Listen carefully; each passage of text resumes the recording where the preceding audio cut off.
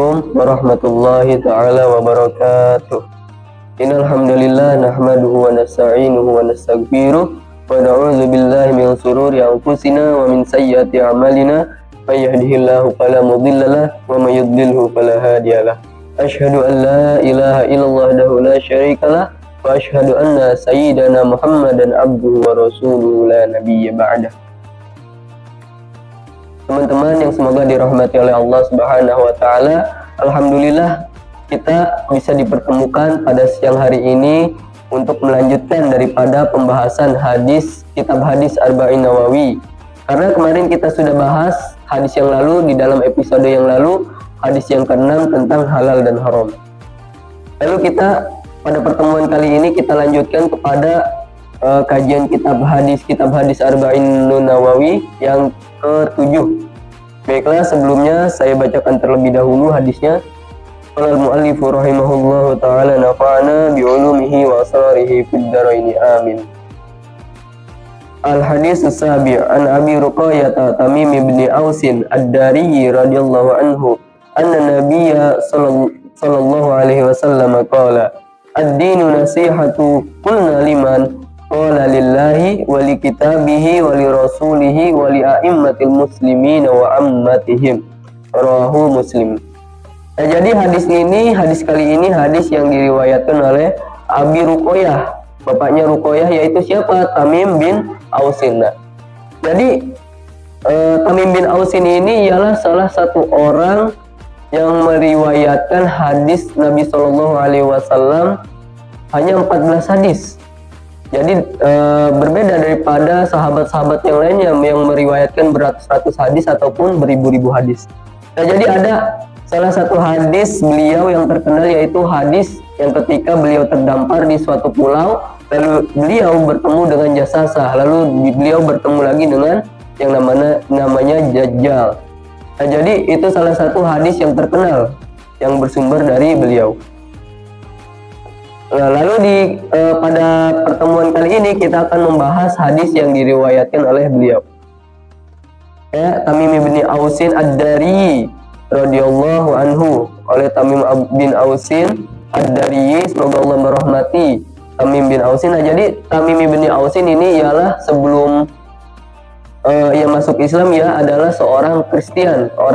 Makanya di sini radhiyallahu anhu, meskipun disebutkan nama anaknya karena sebelumnya dia Kristen, makanya di sini dinisbatkan radhiyallahu anhu.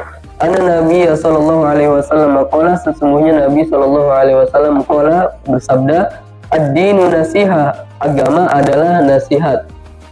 Nah, jadi maksud agama adalah nasihat di sini ialah bukan sifat mausuf, bukan yang disifati dan yang mensifati, tetapi ad-dinu nasiha ialah mubtada dan khobar. Jadi bukan semata-mata nasihat adalah sifatnya agama, tetapi di sini di dalam hadis ini ialah ad-dinu nasiha, agama adalah nasihat sebagai khobar nasihat di sini. Qulna liman, lalu para sahabat bertanya, lalu kami berkata, liman, untuk siapa? Lalu Rasulullah sallallahu alaihi wasallam menjawab, lillahi, untuk Allah. Nah, jadi nasihat maksud di sini nasihat untuk Allah, bukan semata-mata Allah kita beri nasihat, bukan seperti itu. Karena dalam pandangan orang-orang biasa seperti kita nih, orang-orang Indonesia, mereka mengartikan kata nasihat ini sebagai arti memberikan kata-kata yang baik atau memerintah seseorang untuk melakukan perbuatan baik, bukan seperti itu. Jadi nasihat di dalam bahasa Arab ini memiliki arti yang sangat luas cakupannya, bukan seperti bahasa Indonesia yang memiliki arti hanya itu-itu saja. Jadi nasihat di sini maksudnya ialah nasihat untuk Allah ialah kita beriman kepada Allah Subhanahu wa taala, lalu kita ikhlas dalam melakukan ibadah yang diperintahkan oleh Allah Subhanahu wa taala. Lalu apalagi bentuk kita ikhlas kepada Allah, yaitu kita lalu apalagi bentuk kita nasihat kepada Allah, yaitu kita taat kepada seluruh perintahnya, kita melakukan seluruh perintah yang diperintahkan oleh Allah, kita menjauhi seluruh larangan yang dilarang oleh Allah Subhanahu wa taala, dan kita harus mencintai apa yang Dia cintai. Dan begitu pula kita harus membenci apa yang Allah benci. Misalnya Allah membenci makanan-makanan haram, maka kita jauhi makanan-makanan haram tersebut. Lalu di sini ada apa lagi? An-nasihah li kitabihi. Nasihat untuk kitab-kitabnya. Maksudnya apa? Jadi nasihat untuk kitab-kitabnya yaitu kita beriman kepada kitab-kitab yang telah Allah turunkan ke muka bumi ini. Ada Taurat, Zabur, Injil, dan yang terakhir yang diturunkan kepada Nabi Muhammad ialah kitab Al-Quranul Karim. Dan apalagi salah satu bentuk nasihat kepada kitab-kitab Allah yaitu mengagungkan kalimat-kalimatnya, karena kalimat yang di dalam Al-Quran tidak lain tidak bukan kalimat yang keluar dari kalimat yang disampaikan langsung dari Allah Subhanahu wa taala, Sang Khalik, Sang Pencipta. Lalu apalagi di sini? Nasihat untuk rasulihi, li rasulihi, untuk rasulnya, yaitu apa? Yaitu membenarkan, contohnya kita membenarkan kerasulannya ketika pada saat zaman para sahabat, kita membenarkan kerasulan beliau. Lalu apa? Lalu kita taat atas perintah-perintahnya, karena seluruh perintah yang diperintahkan oleh Rasulullah tidak lain tidak bukan yaitu perintah yang disampaikan oleh Allah kepada Nabi Muhammad SAW, lalu disampaikan pula kepada kita.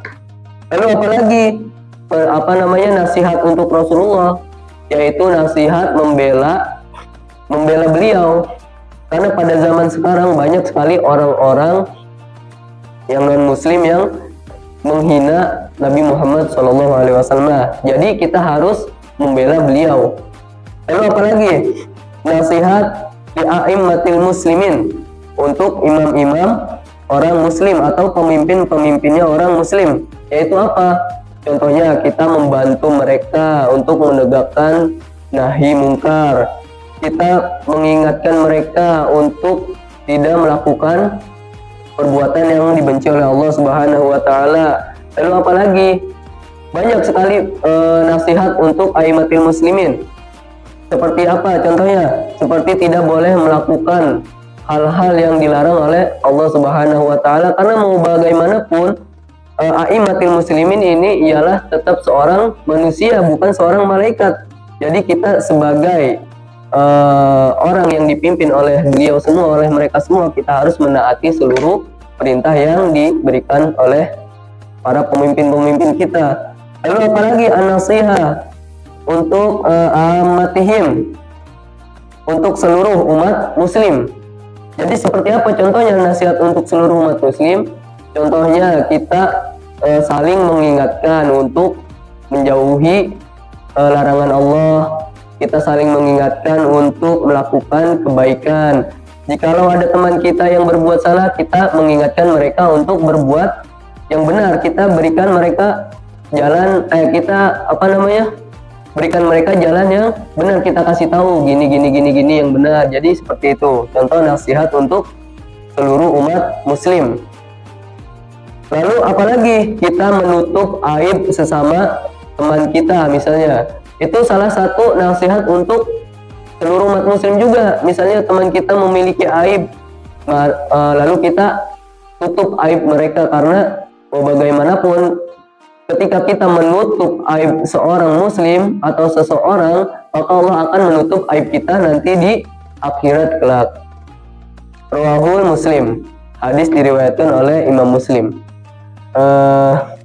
Mungkin cukup sekian hadis kajian kitab Arba'in Nawawi yang bisa Al-Fakir sampaikan. Kurang lebihnya saya minta maaf, dan semoga kita bisa dipertemukan pada pertemuan kajian minggu depannya lagi. Amin amin ya Allah ya rabbal alamin. Oke, wal afu minkum. Akhirul kalam. Assalamualaikum warahmatullahi taala wabarakatuh.